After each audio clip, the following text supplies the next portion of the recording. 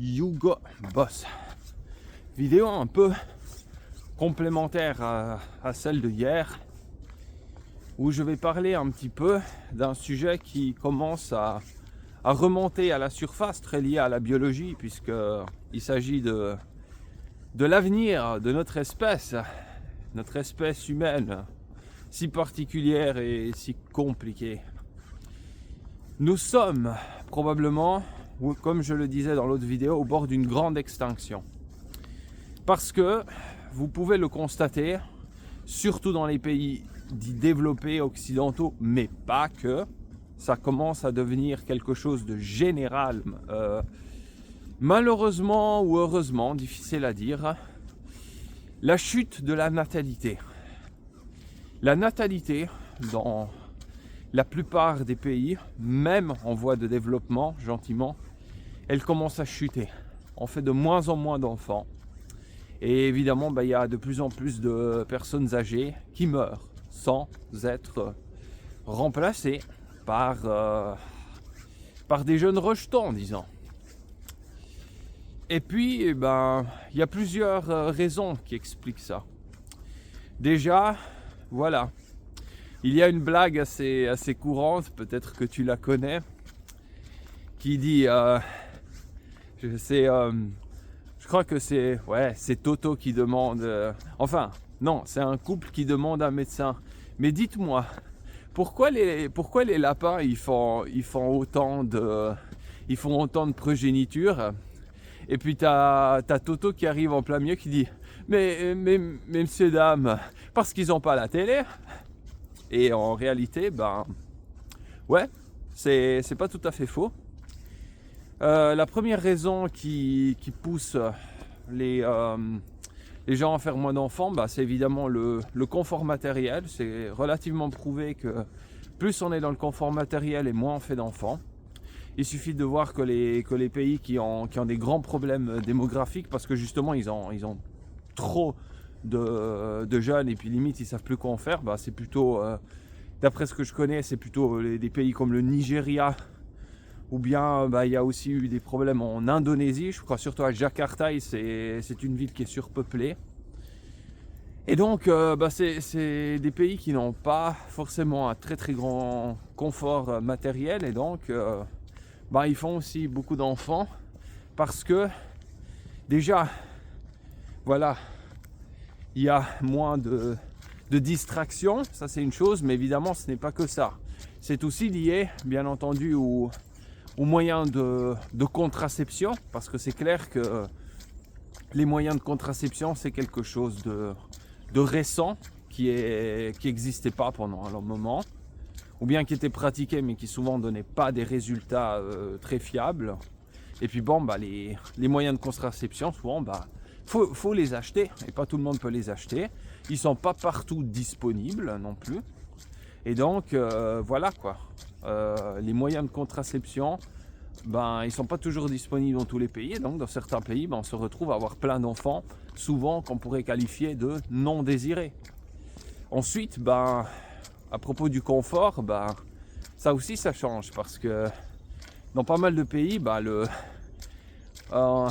d'ailleurs c'est mon meilleur ami qui est d'origine somalienne qui m'a sorti cette expression.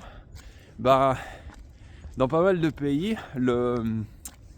les enfants c'est un peu le quatrième pilier de la famille, quoi, pour aider les parents quand ils sont à la retraite, et puis aussi quand ils sont plus jeunes, surtout dans des pays qui sont relativement agricoles, les enfants, dès qu'ils sont un peu grands, c'est des mains, quoi, pour travailler la terre. Et puis bien entendu, le confort matériel et le progrès de la médecine, puisque dans pas mal de pays on fait beaucoup d'enfants parce qu'on se dit, de toute façon il y en a déjà 3-4 qui vont mourir, qui vont pas survivre. Alors que si en parallèle le progrès de la médecine suit, oui, il y a des pays qui ont beaucoup d'enfants, mais dans d'autres pays où tout ça est déjà arrivé depuis longtemps, les parents, bah, ils ne font plus d'enfants, ça les intéresse moins quelque part. Donc il y a beaucoup de disparités au niveau du taux de natalité. Il y a des pays où il y a beaucoup de naissances, mais dans la globalité, on assiste plutôt à une régression. On assiste plutôt à une baisse des naissances, surtout dans les pays occidentaux. Mais cette tendance, je le répète, elle commence aussi à s'élargir aussi à d'autres pays prétendument moins développés. Et après, bah, évidemment, il y a le style de vie, c'est-à-dire que ici nous avons une tendance, surtout chez les plus jeunes, à une baisse de l'activité physique. Les perturbateurs endocriniens, donc les substances chimiques qui imitent les œstrogènes, les hormones œstrogéniques féminines, et qui donc mettent à mal le système hormonal, en particulier des hommes, mais pas que, aussi des femmes, ce qui amène encore plus à l'infertilité.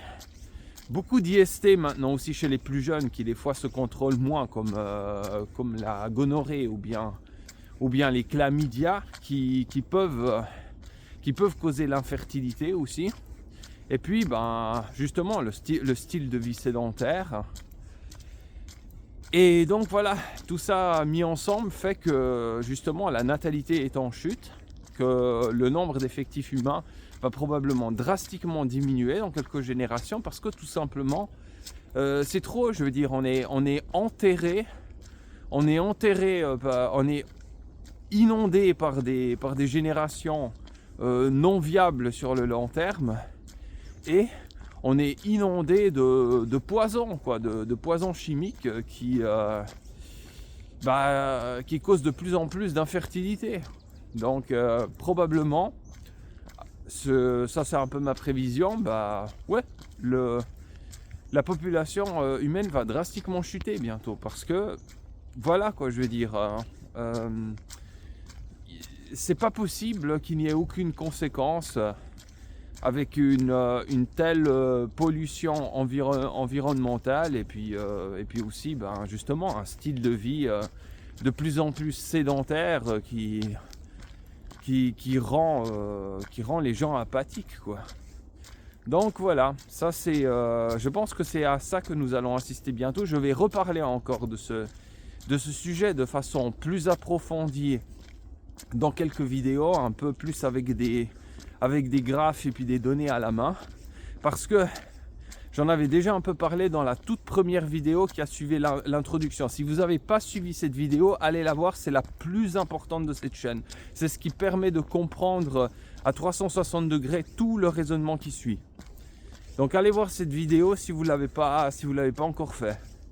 Et puis voilà, donc ça c'était un petit peu les causes de la baisse de la natalité. Oh, j'avais encore oublié évidemment le féminisme et toutes ces idéologies qui donnent pas envie, surtout aux hommes,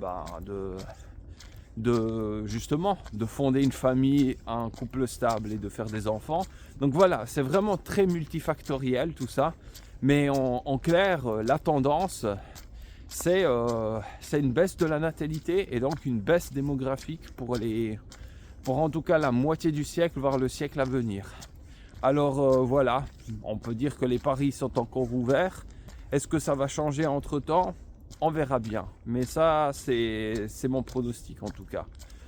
Voilà, ça c'était tout pour aujourd'hui. Si tu as aimé cette vidéo, mets-moi un pouce vers le haut. C'est pas grand chose peut-être pour toi, mais pour moi c'est énorme. Ça aide à référencer cette vidéo pour que l'algorithme il la rende accessible aussi à d'autres personnes comme toi. Mets-moi en commentaire ce que tu en penses. Si tu as un avis semblable au mien, au contraire complètement différent, ça m'intéresse toujours. Et puis justement, commentez un peu là les abonnés, que je vois que vous soyez un peu réveillés, quoi. Commentez un petit peu plus là, que je vois qu'il y a des gens réveillés, quoi. Et puis moi ça m'aide aussi un petit peu pour mieux savoir quel genre de vidéo vous proposez. Si je connais un peu mieux vos goûts, pour moi c'est un peu plus simple aussi de savoir comment je peux vous vous offrir quelque chose qui vous intéresse. C'est plus facile. Donc, commente toi aussi cette vidéo, partage-la avec quelqu'un que ça pourrait intéresser et abonne-toi à la chaîne surtout pour ne pas manquer encore du contenu percutant comme celui-ci dans un avenir très proche. À très bientôt.